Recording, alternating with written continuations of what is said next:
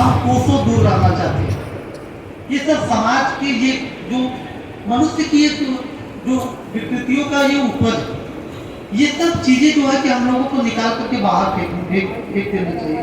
और कितने तो जो है कि हमको देखे तमाम संतों के साथ हम घूमे हुए। एक महात्मा हरिद्वार में, हम नाम नहीं लेंगे, हरिद्वार में हम गए थे, एक आश्रम में गए, तो वो गुरु जी जो बैठे, हम वहाँ बैठे थे उनके रूम में आवास में बैठे थे, और बहुत 3-4 दिनों के बाद मुझे दर्शन का अवसर मिला और मैं कुछ प्रश्न करना चाहता था और उसका ज्ञान का आदान प्रदान हम करने चाहते थे।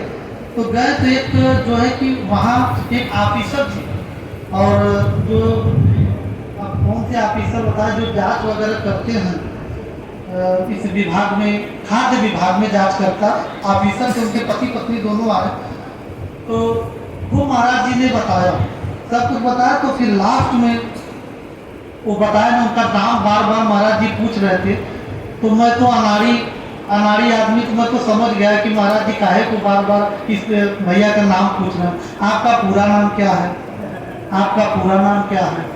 तो फिर वो सामने नहीं बताता था भैया, बस इतना फलाना कुमार बता देता था। तो फिर वो बार बार पूछते थे, बेटा पूरा नाम क्या है।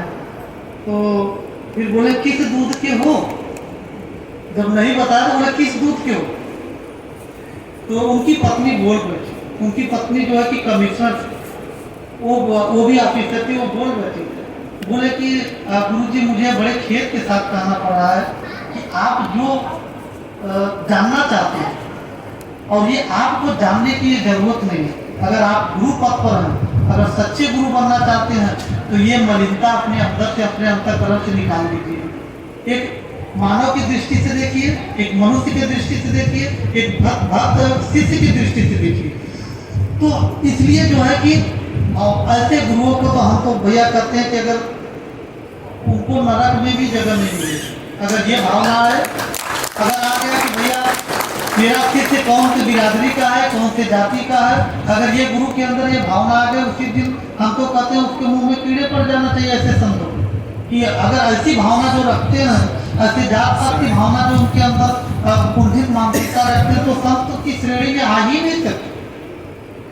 और हम तो कहते हैं कि परमात्मा की दया रहे, सदगुरु की दया रहे, कि इसीलिए 2-2 गेट बनवा दिए, कि एक गेट से कम जो 2 गेट बनवा दिए, क्योंकि अभी एक गेट, ये देखो मेन गेट बनवाए, एक गेट और आगे बनवाए, तो कम से कम उस गेट पे भूल हो तो इस गेट में जा चोला उतार के जाति के तब अंदर आओ, तो एक भगत के चोला ओढ़ के, मानव के चोला ओढ़ करके यही हम।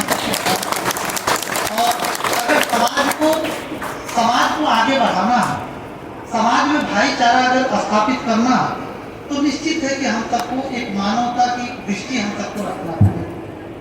और अगर ऐसी कोई भावना किसी भक्त के अंदर भी नहीं आना चाहिए, नहीं तो सच्चा भक्त कहलाने के हकदार नहीं होंगे। ठीक है, मुझसे छुपा लेंगे और लोगों से छिपा लेंगे, लेकिन वो मालिक से छिपेगा, वो परमात्मा से नहीं छिपेगा। इसलिए हम आप सबसे निवेदन करेंगे, कागज तक ये सब रहने दीजिए। यहाँ आइए तो एक भक्त बन करके, सच्चे भक्त बन करके हम सबको सेवा करना है, इस आश्रम की गरिमा को बढ़ाना है, इस आश्रम के जो है कि सपना को हम सबको पूरा करना है।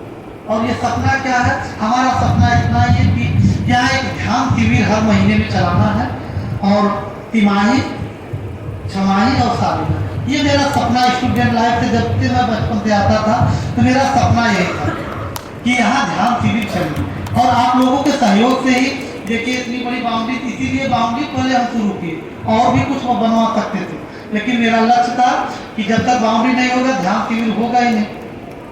क्योंकि कहीं से भैंसिया आ जाए, कहीं से गैया आ जाए, तो ध्यान करे थे, और हमारा भैया का कुत्ता आ गया, भैंस आ गया, तो ये सब जो है कि इसलिए पहले बाउंड्री करना चाहिए, तभी ध्यान योग हो सकता है, तभी ध्यान शिविर चल सकता है। और भी अपने आश्रमों पे, कई आश्रमों पर चलता है, और मेरा सपना है कि इस आश्रम पर भी ध्यान शिविर चले, और ये आप लोगों के सहयोग से ही चलेगा। जो भी हमारे साधक जन हैं, जिसे साधना में कोई दिक्कतें आती हैं, तो यहाँ करके उनको मोटिवेट किया जाएगा कि साधना कैसे करना है और कैसे ध्यान योग में बैठना है। तो अब हम समय ज़्यादा न लेते हुए